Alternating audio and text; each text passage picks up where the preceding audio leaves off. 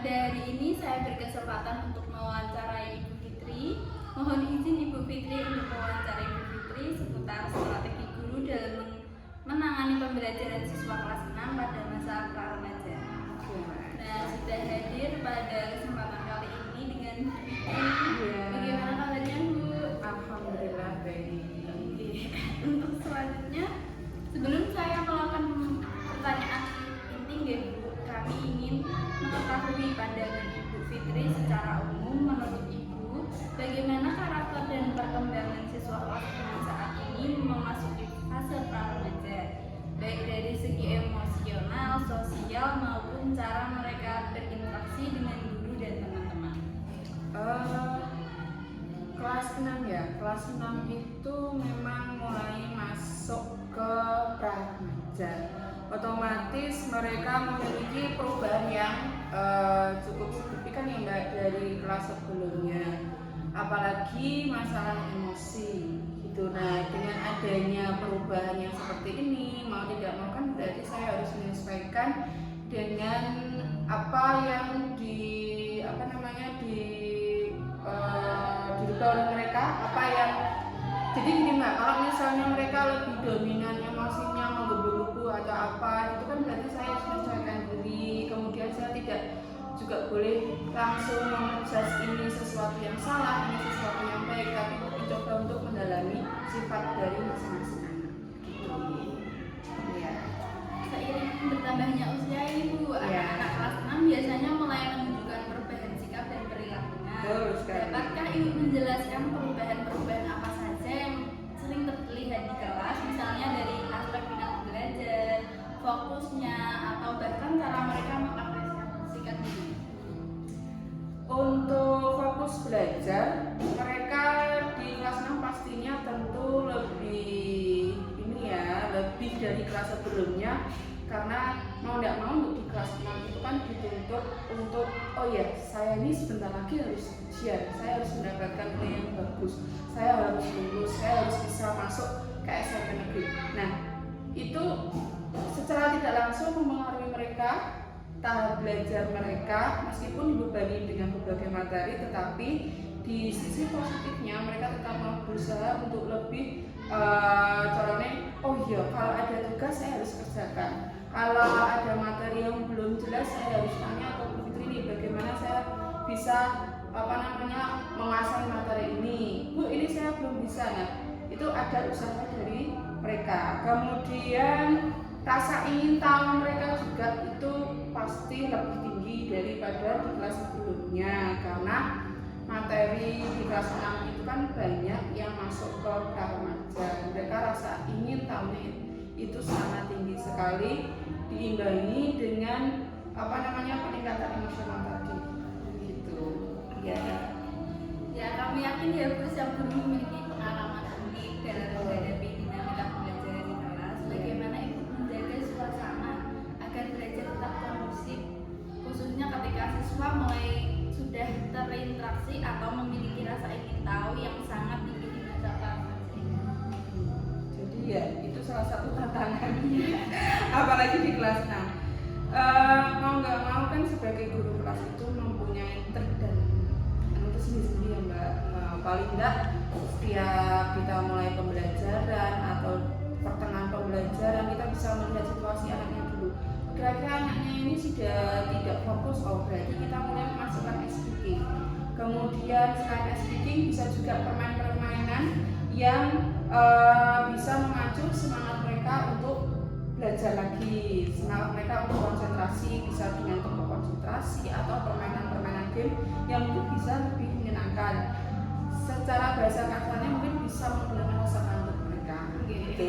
Itu satu. Kemudian yang kedua, perlunya variasi metode pembelajaran yang memang harus kita kuasai. Kemudian kita juga sesuaikan dengan jenis-jenis cara belajar anaknya, mereka tertarik yang bagaimana, itu juga harus kita pelajari, kita kuasai, kita terapkan ke anak-anak. Kemudian juga bisa ini dengan adanya teknologi, mungkin lebih ke video atau tayangan-tayangan yang menarik sehingga mereka mau lebih konsentrasi melihat materi yang diajarkan.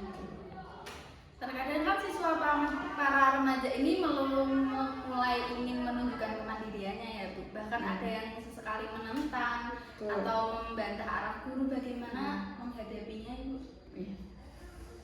Ya memang Mbak. Itu tadi kalau misalnya kita menemukan salah seorang siswa kita, terus kita ada sesuatu misalnya masalah, kemudian mereka langsung rasa emosi di dalam diri kita tuh pasti ada, tetapi paling enggak kita harus dengarkan mereka dulu. Bagaimana mereka memberikan alasan kenapa kok sampai bertingkah seperti itu, kenapa mereka berperilaku seperti itu. Nah, dari omongan mereka itu tadi, dari alasan yang disampaikan, mungkin dari situ kita bisa mendekati mereka dengan tiga hati. Kenapa harus seperti itu? Sebenarnya ada masalah apa kok kamu sampai memiliki sifat yang seperti itu gitu. Jadi kalau misalnya langkah ini sudah kita lakukan, kemudian kok memang perlu, ini bukan kekerasan ya Mbak, tapi perlu penegasan sikap tegas dari guru kepada siswa. Kalau memang itu diperlukan, tidak apa-apa dikeluarkan, asal tidak melebihi batasnya gitu. Selama kita masih bisa menjaga perasaan anak-anak didik kita, selama kita bisa masih merangkul mereka, di dunia pendidikan ini kan terus berkembang ya Ibu, begitu pula model dan metode ya belajar. Nah, yang merasa Ibu cocok itu pakai metode apa ya Bu? Kalau saya sering lebih ke PBL. Iya, karena anak-anak itu kan, apalagi kelas 6 ini ya, mereka itu anak-anak yang aktif.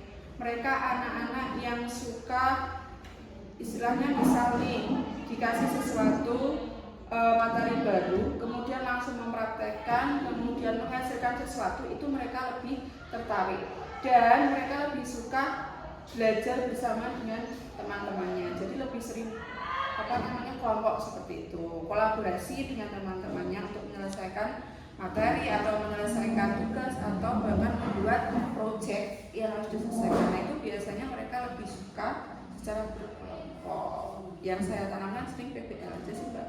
Oh iya benar. Iya. Dalam proses pembelajaran beberapa guru memberikan kesempatan kepada siswa yang lebih aktif ya Bu, menyampaikan pendapat atau membuat keputusan sederhana. Apakah Ibu juga melakukannya? Tentu saja Mbak. Jadi ketika ada seseorang anak yang ingin menyampaikan pendapat, itu kita wajib untuk mendengarkan terlebih dahulu. Entah itu nanti pendapat yang disampaikan sesuai dengan apa yang kita sampaikan atau tidak, tapi paling tidak itu memberikan kesempatan mereka untuk berpendapat, itu berarti kita sudah memberikan hak mereka gitu. Ya kadang kan yang namanya anak-anak, mereka kadang berpendapat seininya ya, apakah itu sesuai atau tidak, kadang kan mereka tidak berpikir sampai seperti itu, tapi tugas kita ya tetap harus mendengarkan mereka pendapat mereka. Terakhir nih Bu, ketika mendampingi di kelas 6, tentu Ibu memiliki harapan karena kan kelas 6 ini setelah ini kan akan melanjutkan di jenjang SMP.